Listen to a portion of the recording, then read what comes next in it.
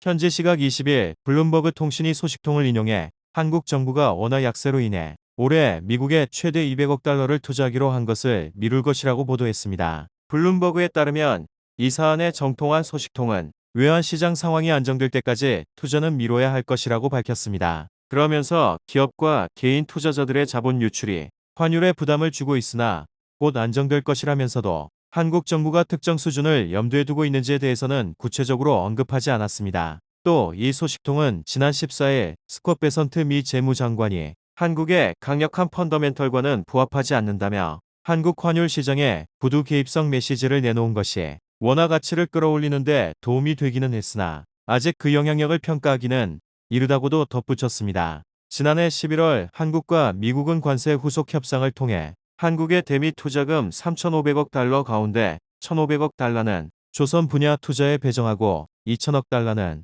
연간 200억 달러 한도 내에서 장기 투자한다는 내용에 합의했습니다. 다만 외환시장 불안 등이 우려되는 경우 납입식이나 규모 조정을 요구할 수 있도록 하는 장치가 마련은 되어 있습니다. 하지만 가뜩이나 정부의 대규모 재정 지출과 자본 유출 압력 속에 외환시장의 불안정성이 커지고 있는 상황에서 원화 약세로 대미 투자까지 첫 해부터 축소될 경우 한미 신뢰 약화와 투자 일정 불확실성이 커지고 환율 방어 부담이 확대돼 금융시장 변동성이 한층 증폭될 우려가 있습니다. 21일 오전 6시 45분께 원달러 환율이 한때 1480.78원을 기록하며 외환당국의 개입에도 환율 폭등세가 멈추지 않는 모습을 보였습니다. 외환당국의 연이은 시장 개입과 국민연금까지 동원한 환율 방어에도 불구하고 상승세가 꺾이지 않으면서 단기 대응의 한계와 구조적 리스크가 동시에 드러나고 있습니다. 특히 국민연금의 외환시장 개입은 논란을 키우고 있습니다. 국민연금은 장기 수익성과 기금 안정성을 최우선으로 해야 하는 기관임에도 환율 방어 수단으로 활용되면서 연금의 정치화라는 비판을 피하기 어려운 상황입니다. 환율 방향이 정부 의도와 다르게 전개될 경우 대규모 평가손이 발생할 수 있고 그 부담은 고스란히 국민과 미래 세대에 전가될 수 있기 때문입니다. 외환 보유고 감소에 대한 우려도 커지고 있습니다. 외환당국이 달러를 직접 투입해 환율 상승을 억제할수록 보유고는 줄어들 수밖에 없고 이는 시장에 또 다른 불안 신호로 작용합니다. 글로벌 금융 불확실성과 지정학적 리스크가 상존하는 가운데 외환 보유고 감소는 국가의 위기 대응 능력과 대외 신뢰도를 동시에 약화시킬 수 있습니다. 환율 급등의 원인을 단기 수급 문제로만 볼 수도 없습니다. 한미 금리 격차, 해외 자금 흐름 변화, 과도한 달러, 자산 노출 등 구조적 요인이 누적된 상황에서 개입 중심의 대응은 오히려 투기적 달러 수요를 자극해 변동성을 키울 수 있기 때문입니다. 환율 방어를 위한 임시 처방보다 근본적인 정책 조정과 신뢰 회복이 시급하다는 경고가 커지고 있습니다. 환리스크에 노출된 한국의 달러 자산 규모가 외환시장에 비해 과도한 수준이라는 IMF의 경고가 나왔습니다. 18일 IMF의 글로벌 금융안정보고서를 보면 한국의 외환시장 규모 대비 환노출 달러 자산은 25배 안팎으로 조사됐습니다. 이 지표는 외환시장이 환율 변동 충격을 얼마나 흡수할 수 있는지를 가늠하는 구조적 척도로 활용되는 지표입니다. 독일과 프랑스를 비롯한 유럽 주요국은 외환시장 대비 환노출 달러 자산 비중이 한 자릿수에 불과했습니다. IMF가 지적한 달러 자산이 외환시장 규모의 25배라는 것은 환율 급변 시 충격 흡수 능력이 극도로 취약하다는 뜻으로 해석되기 때문입니다. 비기축통화국이 외환시장 대비 환노출 달러 자산 배율이 높으면 달러 가치 변동에 따른 충격을 외환시장에서 단기간에 흡수하기 어렵습니다. IMF는 일부 국가는 달러 자산 환노출이 외환시장의 깊이에 비해 불균형적으로 크다고 지적했습니다. 특히 환노출 상태에 있는 글로벌 투자자들이 한꺼번에 환해지에 나서는 이른바 환해지 쏠림 가능성에도 주목했습니다. 달러 선물한 매도가 동시에 발생할 경우 달러 환노출 비율이 큰 외환시장을 중심으로 변동성이 커질 수 있다는 겁니다. 국민연금이 전략적 환해지를 본격화한 것도 이러한 환율 변동 리스크를 사전에 관리하려는 것으로 보입니다. 대규모 달러 자산은 환율 상승기의 평가손과 마진콜, 해지 비용 급증을 유발하고 동시다발적 달러 수요를 촉발해 유동성 경색과 환율 급등의 악순환을 만듭니다. 비기축통화국인 한국은 이를 흡수할 완충 장치가 제한돼 금융 시스템 전반의 불안으로 번질 위험이 큰 상황입니다. 주택담보대출과 전세자금 대출 금리가 급등하면서 차주들의 이자 부담이 커지고 있습니다. 특히 한국은행금통위가 금리 인하 기조 종료를 시사하면서 시장 금리가 오르고 변동형 상품 금리를 산정하는 기준인 코픽스도 4개월 연속 상승한 데 따른 것으로 보입니다. 지난 16일 기준 KB국민 신한하나 우리은행의 주담대 혼합형금리는 연 4.130에서 6.297%로 집계됐습니다. 지난달 5일과 비교해 한 달여 만에 하단은 0.01%포인트, 상단은 0.097%포인트 상승했습니다. 혼합형금리 상단은 지난해 11월 중순 약 2년 만에 처음 6%대를 넘어선 뒤 두 달여 만에 6%대 중반까지 폭등했습니다. 최근 KB국민은행과 우리은행은 전세자금 대출 금리도 인상하면서 하단이 4% 선에 근접하며 보증금을 마련해야 하는 실수요자들의 부담이 커지고 있는 상황입니다. 은행권이 대출금리 인상에 나선 건 시장금리가 상승했기 때문입니다. 주담대 금리 산정의 기본이 되는 금융채 5년물 금리가 한은의 금리 인하 종료 기조에 높아졌고 신규 취급의 기준 코픽스는 이달 4개월 연속 상승해 2.89%까지 상승한 상황입니다. 4개월간 상승폭만 0.4%포인트에 달합니다. 코픽스는 주담대, 전세자금 대출 등 각종 대출 금리의 기준이 되는 지표로 코픽스가 오르면 주담대와 전세대출 변동금리도 상승하는 구조입니다.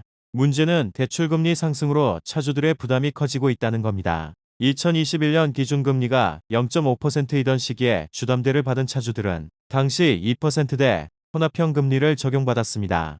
하지만 5년 고정기간이 끝나 변동금리로 전환되는 시점에 5%대 금리를 적용받게 되면서 이자 부담이 늘고 있어 영끌족들의 부담은 물론 차주들의 연체율이 올라갈 경우 은행들의 건전성 부담도 생길 것으로 보입니다. 이창용 한국은행 총재가 기준금리 동결을 결정한 직후 기자간담회를 열고 최근 환율 폭등에 대한 자신의 솔직한 심정을 토로했습니다. 이 총재는 올해 초 원달러 환율 상승 원인에 대해 4분의 3 정도는 달러 강세와 엔화 약세, 베네수엘라 공습 등의 지정학적 리스크라며 나머지 4분의 1 정도는 우리만의 요인 때문이라고 주장했습니다. 그러면서 경제학적으로 어떤 모델을 적용해도 1480원대 환율은 우리 경제의 펀더멘털로 설명되지 않는 수준이라며 스콧 베센트 미국 재무장관이 원화 저평가를 언급한 것도 이러한 맥락이라고 덧붙였습니다. 이런 가운데 최근 위험성이 대두되고 있는 국가부도 위기에 관해서도 입장을 밝혔습니다. 이 총재는 대외채권국 위기의 과거 외환위기 때처럼 국가부도 위험이 있는 것은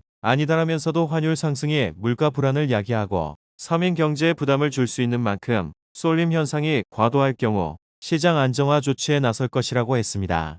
또 총재로 취임한 후 금융 안정을 위해 가계부채를 줄이려 노력했고 그 결과 M2가 늘어나는 추세가 멈췄다며 한은이 돈을 너무 많이 풀어서 환율이 올랐다고 하는데 사실이 아니다라고 주장했습니다. 이어 GDP 대비 M2 비율이 다른 나라보다 두세 배 돼서 유동성이 크다고 하는 것은 들어보지 못한 이론이라며 계속 얘기하면 감정이 올라와 대답을 잘못할 것 같다고 밝혔습니다. 이 총재의 이 같은 발언에도 불구하고 15일 오후 2시 49분께 환율은 1,470원을 넘어선 상태를 유지하고 있습니다. 국민연금을 환해지까지 하는 외환당국의 개입에도 불구하고 원달러 환율이 1,470원대로 폭등하자 정부가 수출기업의 외환거래를 점검하고 은행의 달러 예금 금리 인하를 유도하며 달러의 국내 유입을 독려한다는 방침을 내놨습니다.